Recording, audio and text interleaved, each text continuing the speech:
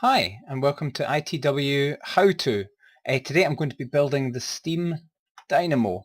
Now the Steam Dynamo is a power generation block. It generates power to run various different machines in the thermal expansion mod pack.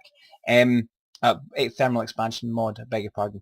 One of the machines it will run is the pulverizer, which is probably the first machine that you want to build when you're starting out in Tekkit.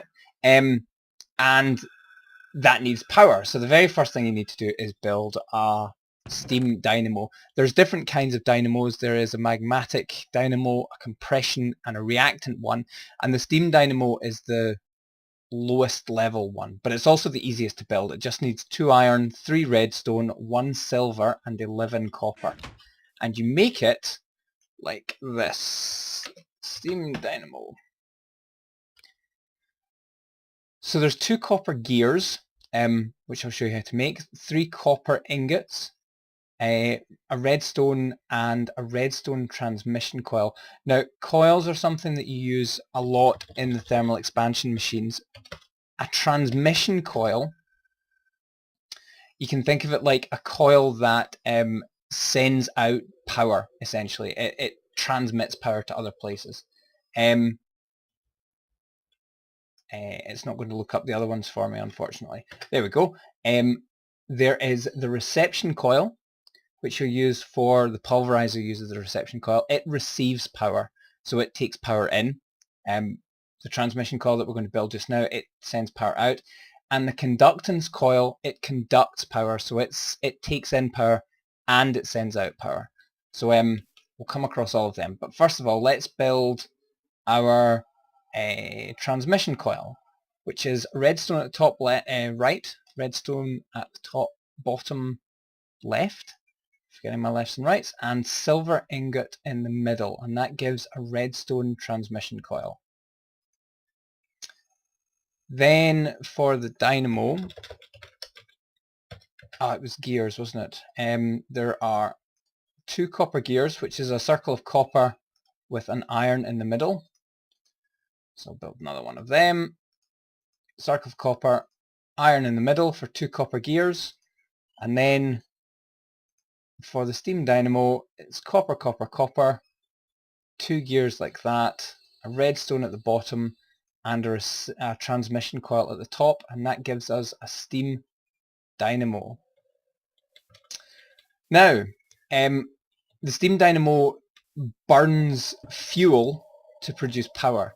It will burn charcoal, coal, I think it'll burn wood as well. Coal's probably your best bet. It also requires water because it needs the water to make steam. I'm going to have to cheat in a bit of coal or something because I've forgotten about it. So just pretend I'm not doing this. So I filled it up with 4 buckets of water, and now you can see that there's 4,000 millibuckets of water in the steam dynamo. A millibucket is 1,000th of a bucket, so 1,000 millibuckets is a bucket of water. So the water's in the left hand side. The steam, when we make it, will be in the right, left and right again. The water is in the right hand side. The steam will be in the left hand side. So it burns fuels, so coal or wood or charcoal, and boils the water and creates steam from the water, and the steam pushes things around. So let's just I'm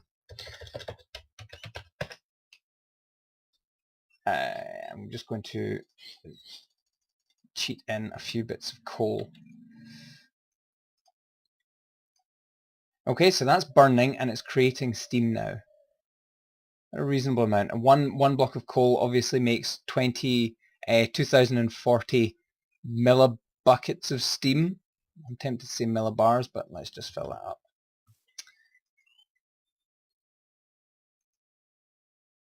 A steam dynamo, it outputs a maximum of 80 redstone flux per tick, which is a unit of time, and it generates a maximum of 80 as well, and it can't store any energy. Well, it can store.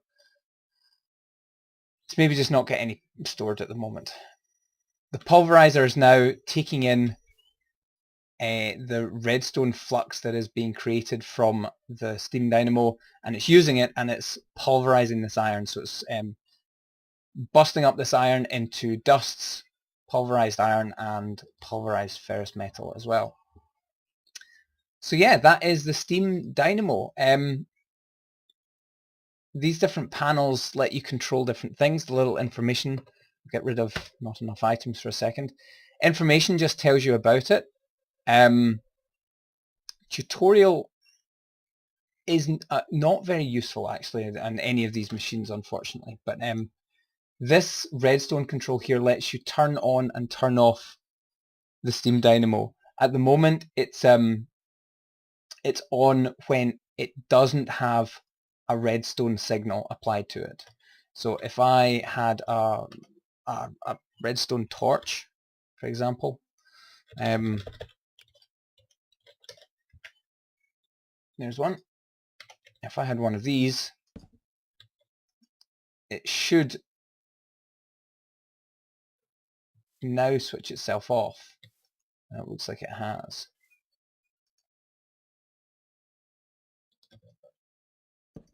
Pick it up. Well, that's the plan anyway. At the moment I'll just switch it off so that it ignores the redstone signals entirely. So yeah, that is the steam dynamo. That's how it works. Yes, I definitely switched it off there. It just wasn't very obvious. That